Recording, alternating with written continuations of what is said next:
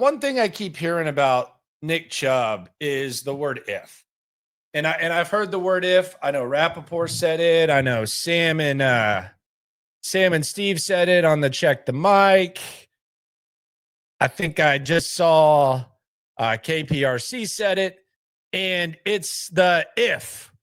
If the Texans can get what Nick Chubb was 3 years ago, then this is an excellent signing. If they can get what Nick Chubb was 3 years ago, that'll be a great signing. And if the Texans get what Nick Chubb was 3 years ago, it's a couple of things. Number one, it would be one of the best signings in recent NFL history. Like, it would be one of the best signings in recent NFL history. You're talking about a guy that was a top 3 running back in the league a few years ago. He was putting up 1,500, 1,200, 1,000, 1,494, damn near 6 yards a pop. Touchdowns galore, 32 touchdowns in a 3-year stretch. Before that, 1,494 yards, 8 touchdowns. He had 40 touchdowns in a 4-year stretch in which he had 1,494, 1,067, 1,259, 1,525, and he was averaging 5.56, 5.5, 5.5 yards per carry. 5, 5.5, 5.6, and 5.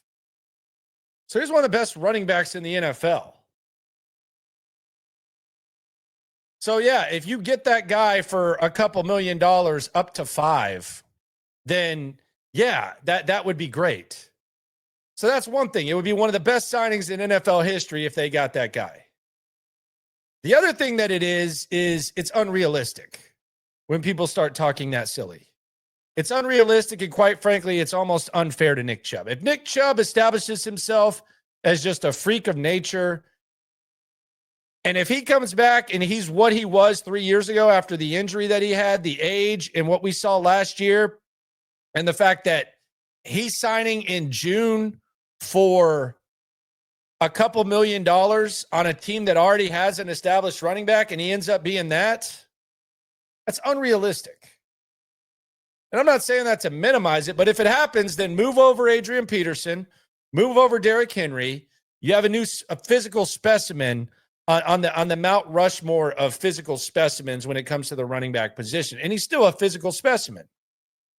I'm not saying this to minimize the signing. I think the signing's fine. But I think the if needs to be a little bit more realistic.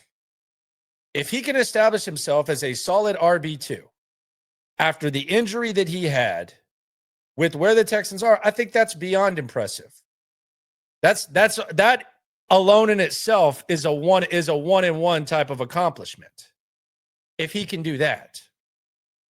But this, if he can do what he did 3 years ago, or if they can get that, it's just not realistic to have. It's also not a straw man. It's being said quite often. And it's crazy. It's almost setting the guy up for failure. He's a physical freak. We know that. I've never heard anyone say anything bad about Nick Chubb. As a matter of fact, I've never heard anyone not gloat about Nick Chubb between the people in Georgia that cover the Bulldogs. I think old Rusty just said that it's a $20 million asset in the locker room. I don't doubt that. People in Cleveland, they love Nick Chubb. They were hurt to see Nick Chubb go, even though they watched what they watched last year. They watched him get hurt, and they watched him come back and average 3.3 yards per carry. So I think we just need to get our ifs a little bit more in line and a little bit more realistic for the sake of the player. Like, yeah, if they got that guy from 3 years ago, I mean, my God, the sky's the limit, because that guy's not even dependent on a good offensive line. He creates his own yardage. He's one of the best to do that. But I mean, how realistic is that? There's a lot of teams starving for running backs. If they thought that they could get that, or there was even a chance at that, you're not signing the guy in June. He already came back. It's not like you're waiting for him to come back. So I support the signing. I think it's a good signing. I think the Texans running back room, I think the depth at running back has been a problem. We've talked about this a lot. I don't think they necessarily address that. With Joe Mixon not on the field at OTAs, you still have Dare Ogunbowale taking first-team reps. Dare Ogunbowale is a utility guy, special teams in a perfect world. Nick Caserio said so himself when he was complimenting him. Dameon Pierce hasn't proven that he can stay healthy. And quite frankly, he's had 2 chances the last 2 years to solidify himself as a solid backup running back. He's failed to do so. So Nick Chubb, this is a perfect situation for him, and this is a good situation for the Texans to kick the tires on a guy and bring in a guy that is not going to do any harm. He's going to act like the ultimate professional. And quite frankly, if anyone can bounce back and be a productive football player after what he went through, I think Nick Chubb can do it. That wasn't the case last year. But these ifs are just, it's extreme. And some of the people saying it should know better. If it happens, salute. You are a physical specimen. You are a physical freak. But let's just say if he can become RB2, then tip of the cap to Nick Chubb. But if he can be what he was 3 years ago, that's just a little bit too extreme.